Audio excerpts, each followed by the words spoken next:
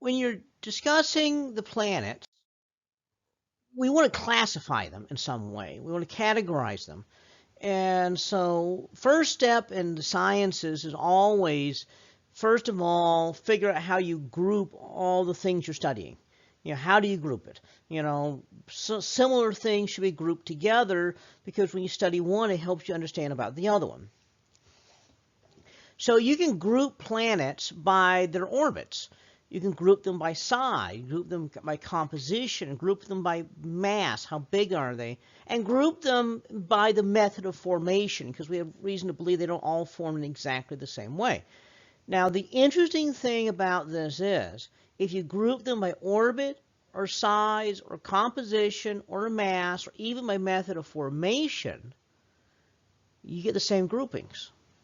So that means that there's really that really planets are probably not just all uniform sort of things. For example, we have two easy groups of planets, and the one group all has similar orbit, size, composition, mass, and formation. The other group has different orbits, size, composition, mass, and method of formation. So really, what we can think of as planets is quite possibly two distinct subcategories of things. First of all, from your book, there's this graphic here that shows the orbits of the planets. And one quick thing you notice when you look at the orbits of the planets is that some of these planets are very widely spaced apart and others are crammed in very, very close together. And so we have the inner solar system, which is Mercury, Venus, Earth, Mars, and the outer solar system, which is Jupiter, Saturn, Uranus, and Neptune.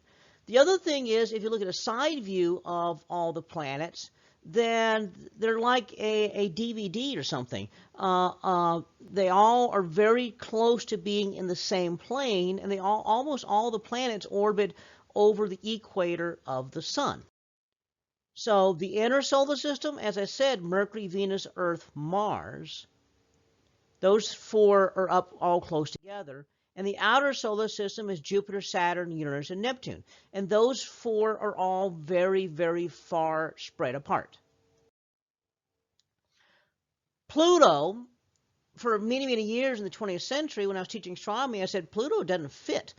Pluto's orbit does not match any of these others here. It doesn't lie in that same DVD type disk. It's tilted very much so. Its orbit's so elliptical at its closest point to the sun, it's actually closer to the sun than Neptune.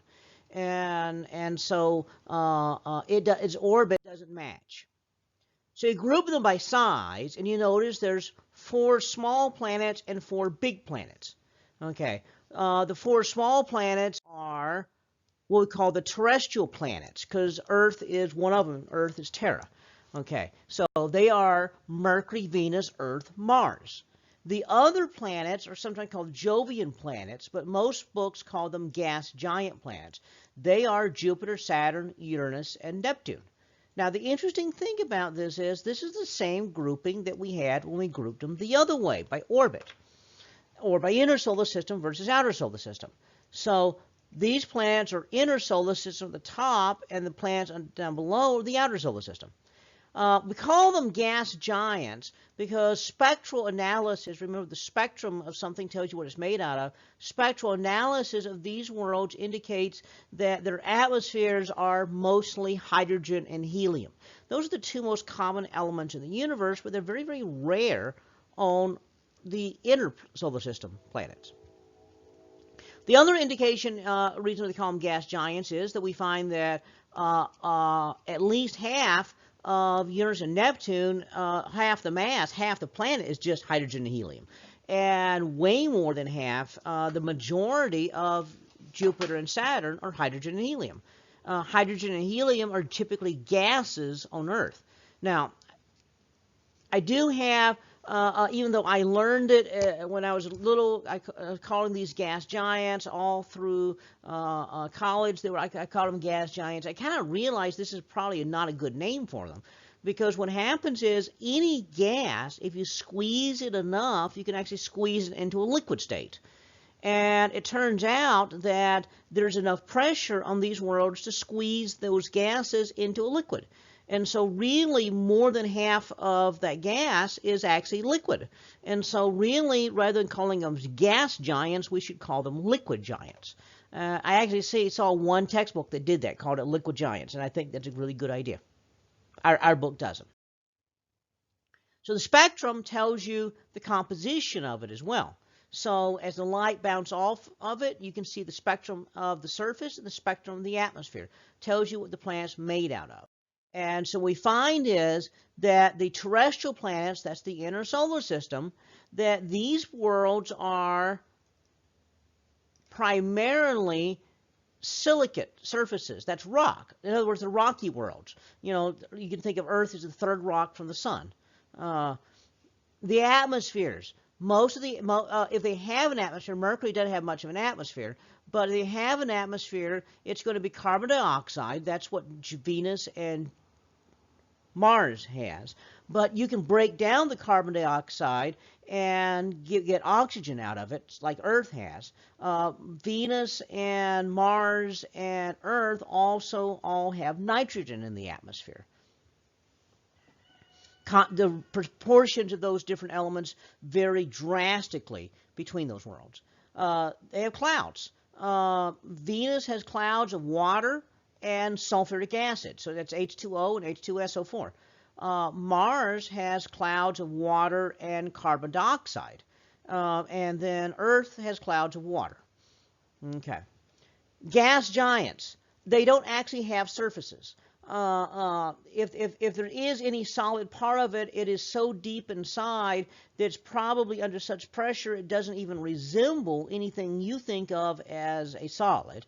It's physically a different sort of state, and under such high temperatures, they might be molten. The atmospheres are primarily hydrogen and helium. If they have clouds, the clouds are typically ammonia, that's NH3, or methane, which is CH4. Now, how do we find the mass of a planet? We talked about this. The mass of a planet we can find by watching the moons go around. And so when the moons go around the planet, then we can figure out how long it takes the moon to go around and how far out it is. So P is how long it takes to go around in years, and then A is how far out it is in AU. So if we figure that out, we can actually figure out the mass of the world. In fact, when they figured out Jupiter had moons, this made an easy way to determine the mass of Jupiter. Then they found moons around Saturn. We could find the mass of Saturn. Shortly after they discovered Uranus, they found moons around Uranus, so we found the mass of Uranus. Likewise with Neptune. Mars had been known since ancient times, so they did not find moons until the 1800s. But once they did, we could find the mass of Mars. Mercury and Venus don't have moons. So the only way of finding the mass of Mercury and Venus is to send an artificial moon, a satellite, which we did, and that's how we find the mass of Mercury and Venus. So if you group them by mass, composition, and density, we realize that all these worlds have the same composition. All the outer worlds have the same composition as well. Okay. Now the other thing is density, and that weird P-looking thing there is a Greek lowercase rho. So density is defined to be mass divided by volume. And we find that the inner worlds all have high density and the outer worlds all have low density. So again, that means they're more puffed out. And so again, we have the same groupings. The inner worlds are all grouped the same. The outer worlds are all grouped the same.